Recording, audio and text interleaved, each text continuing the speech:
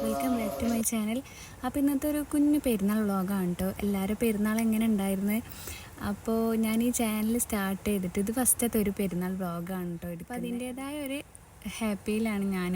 എന്താ കാരണം വെച്ചാൽ ഞാൻ ഈ ചാനൽ എൻ്റെ സ്റ്റാർട്ട് ചെയ്തിട്ട് ഞാൻ 1, 2, 3 പെരുന്നാളൊക്കെ കഴിഞ്ഞ് ആ പെരുന്നാൾക്കൊക്കെ ഞാൻ വ്ളോഗ് എടുത്തിട്ടുണ്ട്. പക്ഷെ അതൊന്നും ഫുള്ളായിട്ടില്ല. അപ്പോൾ ഞാനത് ഡിലീറ്റ് ചെയ്യാറുള്ളത്.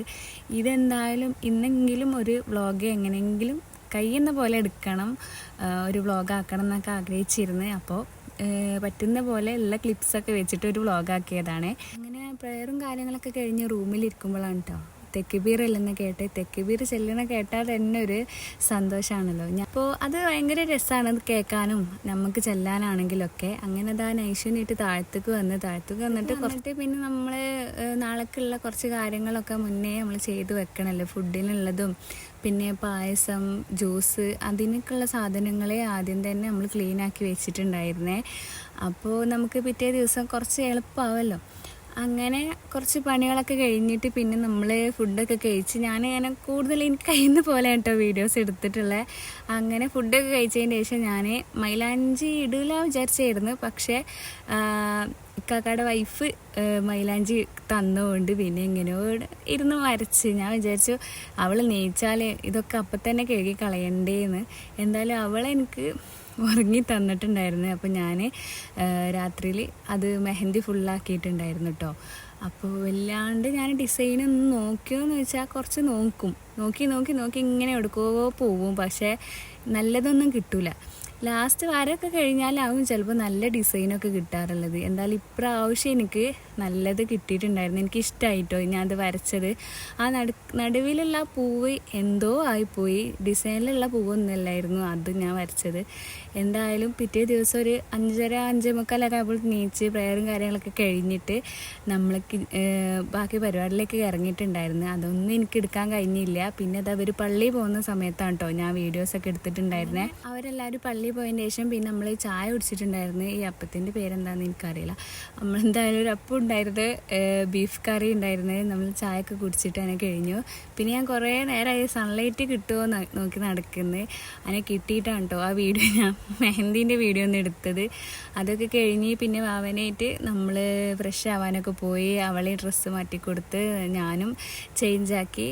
അങ്ങനെ എന്തായാലും അവളെ ഉപ്പ എടുത്തൊരു ഡ്രസ്സാണ് കേട്ടോ ഇത്. നല്ല കംഫർട്ടായിട്ട് ഇടാൻ പറ്റുന്ന ഒരു ഡ്രസ്സായിരുന്നു കേട്ടോ. നല്ല രസമുണ്ടായിരുന്നേ. അങ്ങനെ അതൊക്കെ കഴിഞ്ഞിട്ട് നമ്മൾ ജ്യൂസ് കുടിച്ചു. പിന്നെ ഇത് ഇവള് ഫസ്റ്റായിട്ട് ഇടുന്ന ഒരു ഷൂ ആണ് കേട്ടോ. അവൾക്ക് കുറച്ചുണ്ട്, പക്ഷേ പാകമുള്ളത് ടൈറ്റ് ആവാത്തൊക്കെ ഇത് മാത്രമുള്ളായിരുന്നേ. അപ്പോൾ എന്തായാലും ആ ഡ്രസ്സൊക്കെ മാച്ച് ആയതുകൊണ്ട് നമ്മളത് ഇട്ടിട്ടുണ്ടായിരുന്നേ. അങ്ങനെ അതാ അയൽവാസിത്തവരൊക്കെ വന്നിട്ടുണ്ടായിരുന്നേ. പിന്നെ അവർ കുറച്ച് നേരം സംസാരിച്ചിരുന്ന്. പിന്നെ ഫ്രണ്ട്സുകൾ, ഹസ്ബൻഡിൻ്റെ ഫ്രണ്ട്സും കാക്കയുടെ ഫ്രണ്ട്സുകളൊക്കെ ആയിട്ട് കുറേ പേര് വന്ന് പോയിട്ടുണ്ടായിരുന്നു. അതിനുകൊണ്ട് അയൽവാസിക്ക് അങ്ങുണ്ടോ ഇങ്ങുണ്ടോ ഒന്നും പോകാൻ കഴിഞ്ഞിട്ടുണ്ടായിരുന്നില്ല. ഫുൾ വീട്ടിൽ തന്നെ ആയിരുന്നു. അങ്ങനെ പിന്നെ ഉച്ചയ്ക്ക് നമ്മൾ ഫുഡൊക്കെ കഴിച്ച് നല്ല ബിരിയാണി, കടായി, ഇതൊക്കെ തന്നെ ഉണ്ടായിരുന്നു.